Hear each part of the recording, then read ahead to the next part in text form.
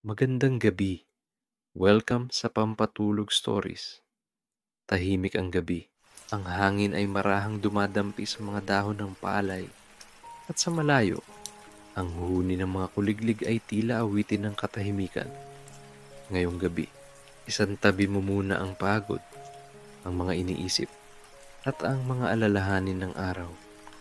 Huminga ng malalim at hayaan mong dalhin ka ng kwento sa gitna ng bukirin kung saan ang pag-ibig ay hindi binibigkas ng salita, kundi nararamdaman sa bawat patak ng ulan, sa bawat ihip ng hangin, at sa bawat tibok ng pusong marunong maghintay.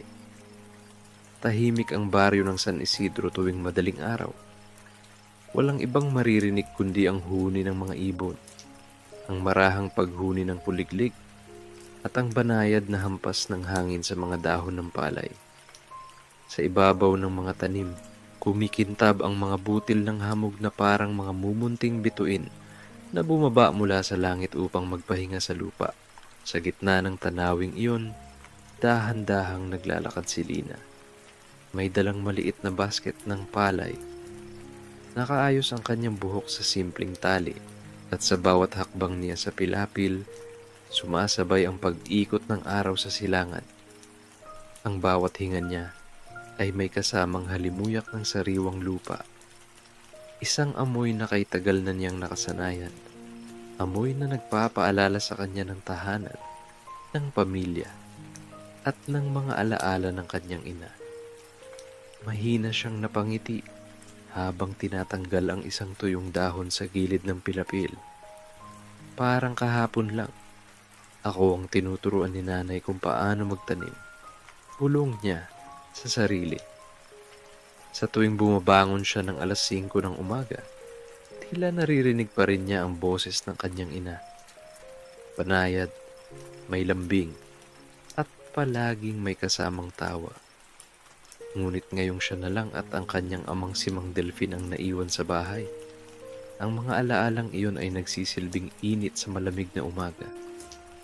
Habang abala sa pagsasaayos ng mga pananim, napatingala si Lina. Ang langit ay mapusyaw na asul at ang araw ay unti-unting lumulutang mula sa ulap. Sa di kalayuan, nakita niya ang isang figura, ang binatang naglalakad sa gilid ng palayan. May dala itong sako sa balikat at isang lumang sombrero sa ulo. Hindi niya agad nakilala, kaya pinanood niya lamang ito mula sa malayo. Nang makalapit, napansin niya ang mga bagong mukha ng lalaki. Tila baguhan sa baryo, ngunit may kabaitang mababasa sa mga mata. Sandali silang nagtagpo ng tingin. Hindi nagsalita si Lina, ngunit bahagyang tumango ang binata na parang pagbati. Tumango rin siya at pagkatapos ay nagpatuloy sa kanyang ginagawa. Siguro, siya yung sinasabing bagong lipat sa baryo. Bulong ni Lina sa sarili. Naalala niya ang sabi ng kapitbahay na may binatang anak daw si Mang Isko, ang kamag-anak ng kanilang barangay kapitan, na dumating mula sa kabilang bayan. Tahimik daw, pero mahusay sa pagtatanim. Walang masyadong nakakaalam tungkol sa kanya, maliban sa kanyang pangalan, Karding. Nang umalis ang binata, napansin ni Lina ang mahinang kaluskos ng hangin sa mga dahon ng palay.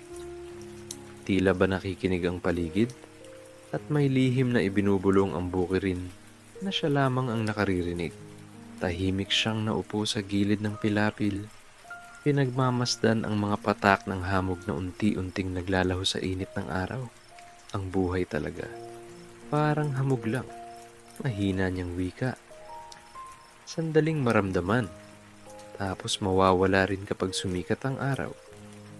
Habang nakaupo, tinanaw niya ang malawak na bukid. Ang mga tanim ay unti-unti nang bumubunga. At sa bawat kumpol ng palay ay tila may kasamang pangarap ng bawat pamilya sa baryo. Ang bukid ay hindi lang lupa para sa kanila. Ito'y alaala, tahanan, at saksi ng bawat luha at ngiti ng mga taong nabubuhay sa ilalim ng araw.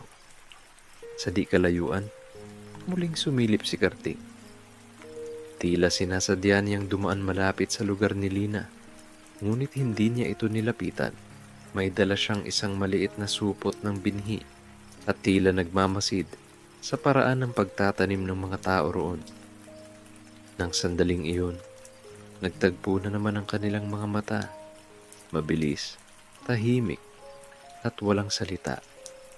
Subalit may kung anong kakaibang pakiramdam na dumaloy sa dibdib ni Lina. Hindi niya maipaliwanag kung bakit tila may kilig sa hangin o kung bakit parang huminto sandali ang paligid.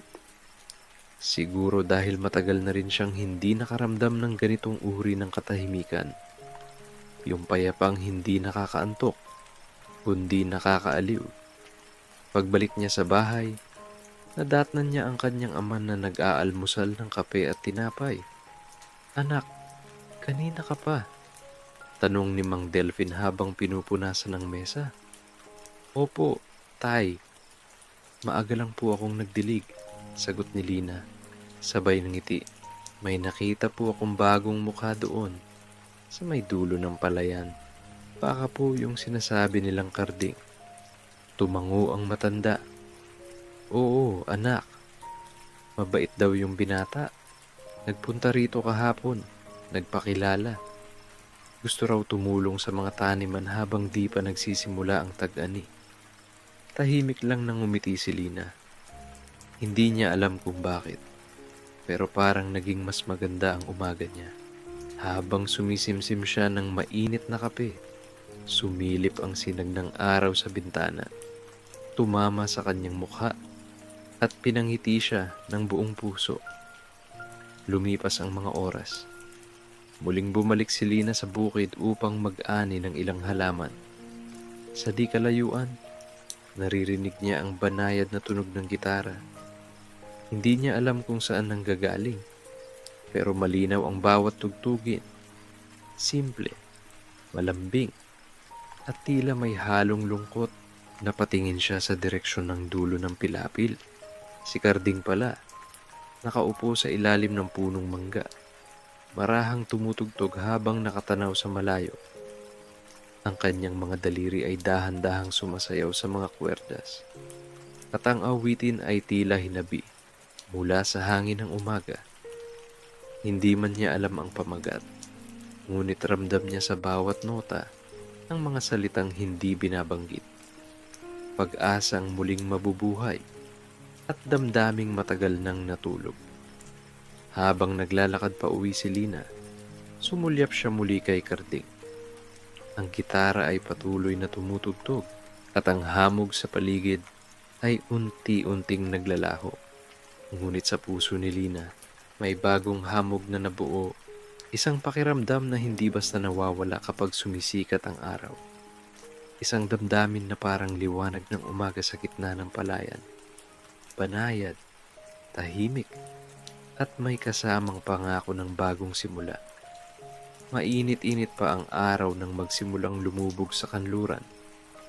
Ang mga ibon ay unti-unting bumabalik sa kanilang mga pugad, at ang mga batang kanina'y naglalaro sa gilid ng kalsada ay nagsimula ng mag-uwian. Ang hangin sa baryo ng San Isidro ay tila humina, parang sinasadya nitong magpahinga, gaya ng mga taong pagod sa maghapong trabaho sa bukid. Sa ilalim ng punong mangga, sa tapat ng lumang kubo ni Mang Isko, nakaupo si Karding. Nakahilig siya sa puno. May hawak na lumang gitara na halatang pinaglumaan na ng panahon. May bitak na ang kahoy at ang mga kwerdas ay medyo kinakalawang na. Ngunit sa kamay ni Karding, tila nabubuhay itong muli. Ang bawat nota ay marahang umaalon sa hangin. Simpleng tugtugin lamang, ngunit may lambing na hindi madaling ipaliwanag. Sa di kalayuan, si Lina ay naglalakad pa uwi. May dalang maliit na basket ng mga tanim na gulay. Ang araw ay lumulubog na, at ang langit ay nagkukulay kahel. Nang marinig niya ang pamilyar na tugtog ng gitara, napahinto siya sa paglalakad. Parang narinig na niya iyon dati. Ang parehong tugtog na narinig niya Isang umaga habang naglalakad sa palayan. Ngayon, mas malinaw na, mas may damdamin, mas malapit. Lumapit siya ng dahan-dahan hanggang makita niyang si Karding nga ang tumutugtog. Tahimik lang siyang tumayo sa di kalayuan. Pinakikinggan ang musika. Ang mga daliri ni Karding ay marahang dumudulas sa kwerdas, at ang bawat tono ay tila dumadaloy kasabay ng simoy ng hangin. Hindi nagtagal. Napansin ni Karding ang presensya ni Lina. Ngumiti siya ng mahina at sandaling huminto sa pagtugtog. "Pasensya na," sabi niya. "May kababaang loob. Baka po maingay ako," umiling si Lina. "Hindi. Maganda nga po ang tugtog ninyo. Parang kanta ng hangin." Napangiti si Karding, bahagyang tumingin sa malayo. "Matagal na rin po akong hindi tumutugtog," sagot niya. "Noong bata pa ako, lagi akong pinapatugtog ng nanay ko tuwing hapon. Pero mula nang lumipat kami rito, hindi ko na masyadong nagagawa." Tahimik si Lina sandali, nakatingin sa mga butil ng araw na kumikislap sa mga dahon. "Siguro po, ngayon ang tamang panahon para tumugtog ulit," mahina niyang sabi. "Ang ganda ng hapon. Parang bagay sa musika ninyo." Umupo si Lina sa damuhan, hindi kalayuan kay Karding. Ang pagitan nila ay ilang hakbang lang, ngunit tila napakalapit ng kanilang mga puso sa sandaling iyon. Nagpatuloy si Karding sa pagtugtog. Ang kanyang mga mata ay nakapikit at tila hinahayaang ang hangin ang magdala ng bawat himig. Walang salita, walang usapan, tanging tugtugin at katahimikan ng dapitapon. Sa bawat kaskas ng kwerdas, may kasamang damdaming hindi masabi, at sa bawat pagtama ng hangin sa buhok ni Lina, may mga alaalang tila biglang nabubuo. Mga alaala ng mga panahong may tumutugtog din sa kanilang bahay noong bata pa siya, bago pa man lumisan ang kanyang ina. Pagkatapos ng ilang sandali, huminto si Karding. "Tapos na po," sabi niya, sabay ngiti. "Ang ganda," tugon ni Lina, halos pabulong. "Ano po ang pamagat nun?" Umiling si Karding. "Wala po. Ginawa ko lang habang tumutugtog. Kung minsan kasi, mas madaling magpahayag ng damdamin sa tugtog kaysa sa salita." Tumango si Lina. "Tama po kayo. Parang ang mga palay, hindi nagsasalita, pero alam mong buhay. Alam mong may damdamin, nagkasalubong ang kanilang mga tingin. May kakaibang katahimikan sa pagitan nila, hindi nakakailang, kundi payapa. Ang ganitong klaseng katahimikan ay bihira lang maranasan ni Lina. Karaniwang puno ng ingay ang paligid, ng tawanan at sigawan ng mga bata, ng kwentuhan ng mga matatanda. Ngunit ngayong gabi, kakaiba ang katahimikan. Parang yakap ng kalikasan. Lumipas ang ilang minuto at nagsimulang bumuhos ang ambon. Unay patak-patak lang hanggang sa tuluyang umulan ng marahan. Tumakbo si Lina papunta sa kubo at si Karding naman ay agad na sumunod. Hawak ang kanyang gitara. Nang makarating sila sa loob, nagtawanan sila habang pinupunasan ang kanilang mga braso. "Lagi na lang akong nasasabayan ng ulan," biro ni Lina habang humihinga ng malalim. "Siguro sinusundan ka talaga ng ulan," sagot ni Karding na may ngiti. "Baka gusto kanyang bantayan." Napangiti si Lina. At sa unang pagkakataon, nakitang nakangiti rin si Karding ng buong puso sa liwanag ng dapit hapon na sinasabayan ng ulan. May kung anong mainit sa loob ng kubo. Hindi dahil sa apoy, kundi dahil sa presensya nilang dalawa. Tahimik na tumugtog muli si Karding. Ngayon, mas banayad, mas mabagal. Ang tugtog ay tila pakikipag-usap sa ulan, at bawat patak sa bubong ay sumasabay sa ritmo. Habang nakikinig si Lina, Napapikit siya, parang tinatangay ng musika. Nararamdaman niya ang bawat nota sa kanyang dibdib, magaan, maramdamin, at puno ng pag-asang hindi niya maipaliwanag. Pagkaraan ng ilang minuto, tumigil si Karding at sabay silang nakinig sa ulan. Ang ganda po ng tugtog. Kapag may ulan, sabi ni Lina, halos pabulong. Oo, sagot ni Karding. Para bang tinutulungan ka ng langit na ilabas ang nararamdaman mo. Nagkatinginan silang muli at kahit walang salitang lumabas, sapat na ang mga mata nila upang magpahayag ng lahat. Habang papalakas ang ulan, nakadama si Lina ng kakaibang kapanatagan. Sa simpleng gabi, sa gitna ng amoy ng basang lupa at tunog ng gitara, tila unti-unti siyang nagigising sa damdaming matagal nang natutulog. Hindi niya alam kung anong tawag dito. Paghanga, siguro, o marahil ay simula ng pag-ibig. Ngunit hindi iyon kailangang madaliin. Dahil gaya ng mga tanim sa palayan, ang mga damdamin ay dapat munang diligan ng panahon bago mamulaklak. At sa gabing iyon, habang bumabagsak ang ulan sa mga bubong, sa piling ng isang binatang may dalang gitara, natutunan ni Lina ang isang bagay, na minsan, ang katahimikan ay musika rin, at ang mga mata ay marunong ding umawit kahit walang salita. Nagsimulang bumigat ang langit isang hapon sa gitna ng anihan. Ang mga ulap ay tila dahan-dahang lumulubog sa pagitan ng mga bundok, at ang hangin ay nagdadala ng amoy ng basang lupa na matagal nang inaasam ng mga palay. Si Lina ay nakaupo sa gilid ng kubo, may hawak na tasa ng mainit na salabat. Mula sa malayo, tanaw niya si Karding na abala pa rin sa pagsisilo ng mga natitirang tangkay ng palay. Baka abutin ka ng ulan, tawag niya. May halong pag-aalala. Ngumiti si Karding, ngunit di siya sumagot. Tumango lamang ito, saka muling yumuko, para bang sinasadya niyang patagalin ang oras. At sa sandaling iyon, bumagsak ang unang patak ng ulan. Hindi iyon marahas, hindi rin bigla. Tila mga daliring marahang kumakatok sa bubong ng pawid, nag-aanyaya ng katahimikan. Pasok na, Karding, muling tawag ni Lina. Sa wakas, lumapit ang binata. Bitbit ang lumang gitara na nakasuksok sa balikat. Nang makapasok siya sa kubo, sabay silang napangiti.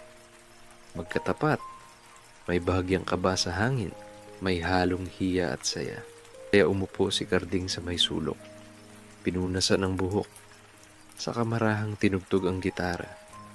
Ang tunog ay malambing, parang mismong ulan na bumubuho sa bubong. Ang ganda ng tugtog mo, sabi ni Lina, habang nakatingin sa labas. Pinagmamasdan ang pagpatak ng ulan sa mga dahon ng saging. Luma na ito, sagot ni Karding. Pero kapag umuulan, parang may ibang tunog. Parang may kwento rin ang bawat nota. Napangiti si Lina. Anong kwento? Yung kwento ng mga taong tahimik lang, pero may itinatagong nararamdaman. Napatingin si Lina sa kanya. May kakaibang lambing sa boses ni Karding. Parang bawat salitang binibitawan niya ay may dalang hiwaga. Parang ikaw, dagdag pa ni Lina. Sabay tawa tahimik. Pero parang ang dami mong iniisip. Siguro, sagot ni Karding. Nakatingin sa kanya. May mga bagay kasing mas madaling itugtog kaysa sabihin. Natahimik silang pareho. Sa pagitan ng patak ng ulan at ng marahang tunog ng gitara, tila may musikang tanging silang dalawa lang ang nakaririnig. Lumipas ang ilang minuto at nagsimulang humina ang ulan.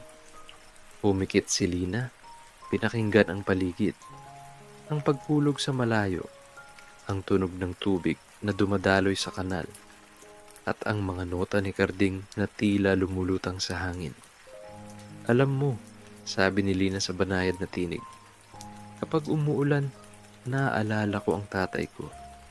Lagi niyang sinasabi, Ang ulan ay paalala na kahit ang langit, marunong ding umiyak. Ngumiti si Karding. Tama siya. Minsan kailangan ding umulan para mabura ang mga alikabok sa puso. Napayuko si Lina. May isang patak ng ulan na dumauso sa bintana. Tila sumabay sa bigat ng kanyang iniisip. Minsan, gusto ko ring umiyak. Pero baka wala namang makaintindi. May makaintindi, sabi ni Karding. Halos pabulong. Basta marunong kang makinig sa ulan. Napatingin si Lina sa kanya. At sa unang pagkakataon, hindi na niya itinago ang ngiti. Hindi niya alam kung bakit. Pero sa bawat salitang sinasabi ni Karding, parang gumagaan ang loob niya. Tahimik silang pareho. Si Karding ay patuloy lang sa pagtugtog, habang si Lina naman ay unti-unting nasasanay sa presensya ng binata. Ang ulan ay naging saksi sa mga titig na hindi maipaliwanag, sa mga ngiting may lihim, sa mga pusong unti-unting nagigising. Hindi ka ba uuwi? Tanong ni Lina nang mapansin niyang lumalim na ang gabi. Dito na lang muna ako, sagot ni Karding. Baka bumuhos ulit. At saka, gusto kong marinig mo itong bago kong kanta. Kumunot ang noo ni Lina, ngunit di na siya umangal. At nang simulan ni Karding ang pagtugtog, tila huminto ang paligid. Sa gitna ng ulan, may mga salitang di ko masabi. Sa bawat patak, pangalan mo ang aking sinasambit. Kung sakaling marinig mo, huwag kang matakot. Dahil sa bawat ulan, puso ko ang umaawit. Tahimik na nakinig si Lina. Ang boses ni Karding ay banayad, halos bulong. Ngunit bawat linya ay tila dumadaloy sa kanyang dibdib. Nang matapos ang kanta, walang nagsalita. Ang tanging maririnig ay ang huling pagpatak ng ulan at ang malamig na simoy ng hangin na pumapasok sa kubo. Para kanino yon? Tanong ni Lina, pilit pinipigilan ng ngiti para sa isang taong marunong makinig. Sagot ni Karding. At doon, tila may kakaibang init na dumaloy sa puso ni Lina. Parang unti-unti nang natutunaw ang mga alaalang matagal niyang ikinubli. Habang lumalalim ang gabi, ang ulan ay tuluyang tumigil. Ang mga palay sa labas ay kumikintab sa ilalim ng liwanag ng buwan. At ang mga palaka ay muling nagharana. Sa kubong iyon, dalawang kaluluwang minsan ang nagkasalubong sa gitna ng tahimik na palayan. Ngayon ay tila sabay na humihinga sa iisang himig. At bago siya pumikit, marahan niyang sinabi, Karding, kapag umuulan ulit, pwede ba? Dito ka ulit tumugtog. Tumangulang ang binata, sabay ngiti. At kapag umaraw naman, sabi niya, pwede ba? Sabay tayong maglakad sa palayan? Ngumiti si Lina. Siguro, sagot niya, kapag handa na ulit ang puso kong ngumiti. Sa labas, bumalik ang katahimikan. Ang ulan ay tumigil, ngunit ang musika ng gabing iyon ay nanatili, nakatago sa mga palay, sa hangin, at sa dalawang pusong nagsisimulang magbukas, dahan-dahan, gaya ng araw na muling sisikat pagkatapos ng ulan. Lumipas ang ilang araw mula nang umulan sa palayan. Muling nagliwanag ang langit, at ang araw ay tila mas banayad ang sikat. Hindi mainit, kundi nakakaaliw sa balat. Parang yakap ng kalikasang marunong magpahinga.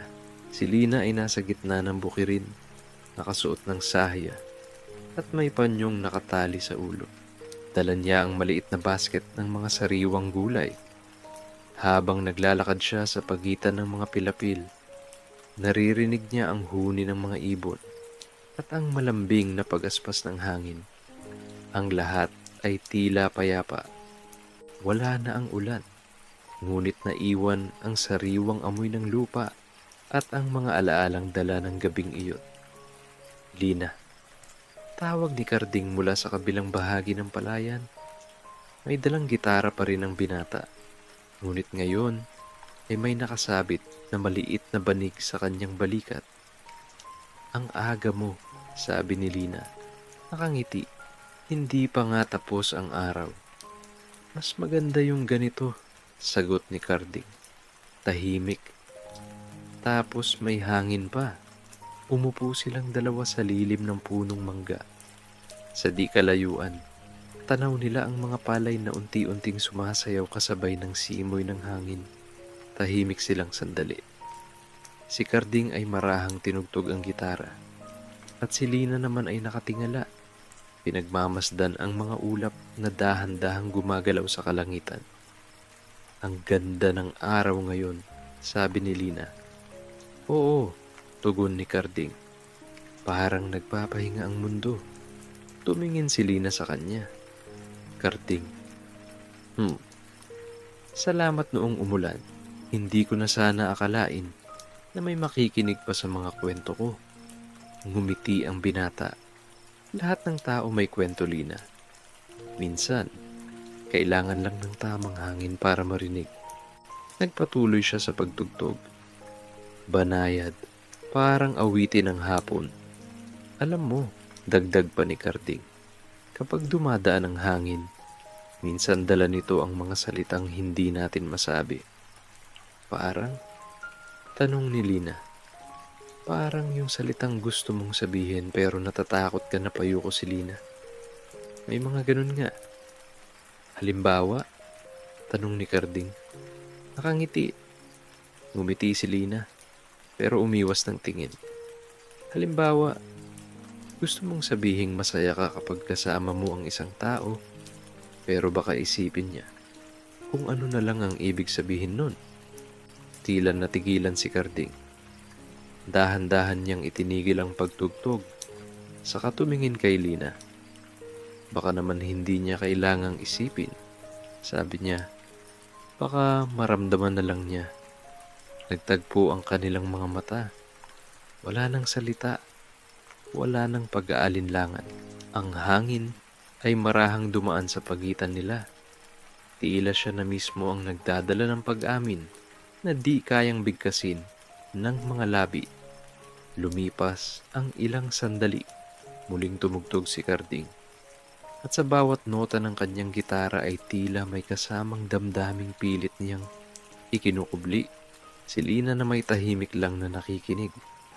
Nakapikit, hinahayaang yakapin ng hangin ang bawat salitang di nila kayang sabihin. Sa di kalayuan, nagsimulang maglubog ang araw. Ang langit ay naging kulay ginto at kahel, at ang mga anino ng palay ay tila kumikindat sa kanilang dalawa. "Ang bilis ng araw," sabi ni Lina. "Kapag maganda ang kasama, laging mabilis," sagot ni Carding. Ngumiti si Lina, marahan.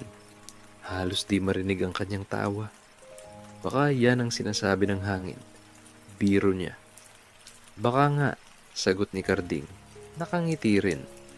Baka sinasabi niyang may pag-ibig na tumutubo kahit sa gitna ng palayan. Tahimik silang pareho. Sa pagitan ng mga nota ng gitara at huni ng mga ibon, ang mundo ay tila huminto. At bago tuluyang lumubog ang araw, marahang sinabi ni Lina, "Carding, kapag dumating ulit ang ulan, gusto kong marinig ulit yung kanta mo. Basta't ikaw ang makikinig." Sagot ni Carding. "Kakantahin ko kahit buong gabi." At sa huling hinga ng araw, bago tuluyang lamunin ng dapit hapon ng bukirin, ang hangin ay marahang dumaan. Dala ang mga salitang di man narinig, ay ramdam ng dalawang pusong marunong maghintay. Lumipas ang maraming araw mula nang ang hangin ay magdala ng mga salitang hindi nila masabi. Sa mga sumunod na umaga, tila mas naging masigla ang paligid ng palayan. Mas matingkad ang berdeng kulay ng mga tangkay. Mas malambing ang huni ng mga ibon. At mas madalas ang pagbisita ni Carding sa kubo ni Lina. Hindi na siya basta bisita lamang. Siya na ang tumutulong mag-igib ng tubig, magtali ng mga sako ng palay, at minsan pa nga'y nagigiling ng kape. habang naghihintay ng pagsikat ng araw. Si Lina naman ay natutong tumawa ng mas madalas. Wala nang bigat sa kanyang mga mata at ang bawat ngiti niya ay tila bagong umagang sumisikat sa puso ni Karding. Isang umaga, habang sila ay sabay na nag-aalmusal sa labas ng kubo, nagsimulang humuni ang isang maya sa tuktok ng kawayan. "Tingnan mo," sabi ni Lina. "Parang masaya siya." "Oo," sagot ni Karding. "Kasi siguro may kasama siyang kumakain ng pandesal." Natawa si Lina. "Ikaw talaga." Ngumiti si Karding, pero ang mga mata niya ay seryoso, malambing. "Lina," mahina niyang sabi, "minsan iniisip ko, paano kung ang pag-ibig ay parang palay?" Napatingin si Lina. "Palay?" "Oo," sagot niya. Tahimik lang habang lumalago. Hindi nagmamadali. Hindi kailangang ipagsigawan. Basta araw-araw. Dinidiligan ng panahon at ng malasakit. Tahimik si Lina. Pinagmasdan niya ang mga palay sa di kalayuan. Nakayuko, nangingintab sa liwanag ng araw at tila nagdiriwang ng tahimik. "Tama ka," sabi niya. "Ang tunay na pag-ibig, hindi kailangang ipagmalaki. Mararamdaman lang." Napatigil si Karding sa pagtitig. Ang simoy ng hangin ay tila naging mabagal at ang lahat ng tunog sa paligid ay naglaho. Marahan niyang inilapag ang gitara, tumayo, at lumapit kay Lina. "Lina," sabi niya, halos pabulong. "Baka dumating ang araw na kailangan kong umalis muli.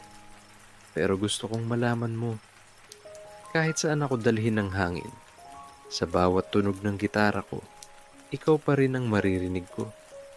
Napayuko si Lina. Nangingilid ang luha ngunit nakangiti.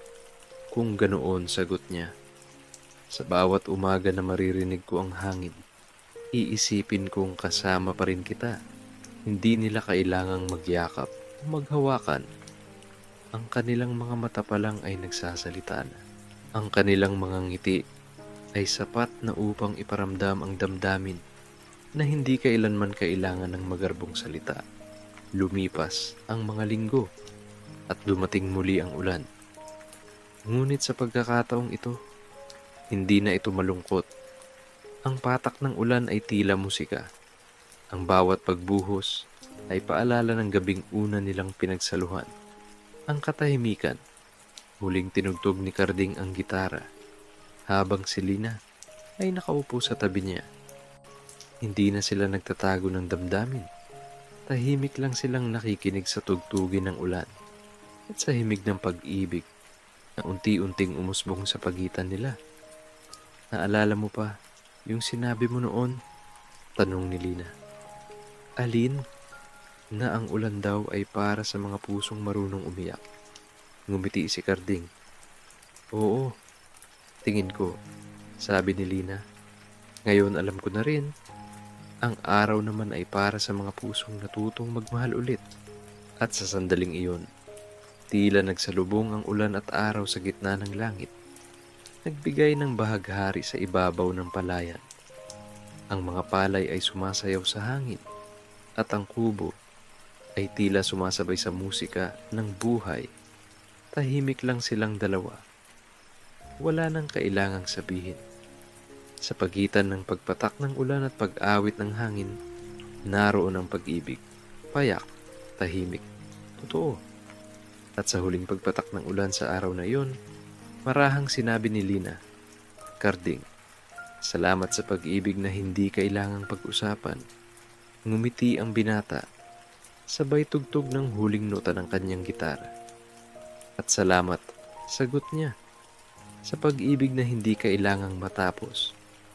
Sa gitna ng palayan, sa ilalim ng langit na puno ng ulap at liwanag, namayani ang katahimikan. Ang uri ng katahimikan na hindi nangangahulugan ng kawalan, kundi ng kapayapaang dulot ng pusong marunong magmahal ng tahimik. Tahimik na ang palayan, ang ulan ay tumigil, at ang buwan ay muling sumilip sa langit. Ang kwento ni Lina at Karding ay paalala na ang pag-ibig minsan hindi kailangang ipagsigawan. Sapat na ang katahimikan at ang pusong marunong makinig. Kung nagustuhan mo ang kwentong ito, huwag kalimutang mag-like, share at subscribe para sa susunod nating mga kwento. Huminga ng malalim, ipikit ang mga mata, at hayaang ang kalikasan at alaala ng kanilang pag-ibig ang maging huling musika bago ka tuluyang mapanatag. Magandang gabi.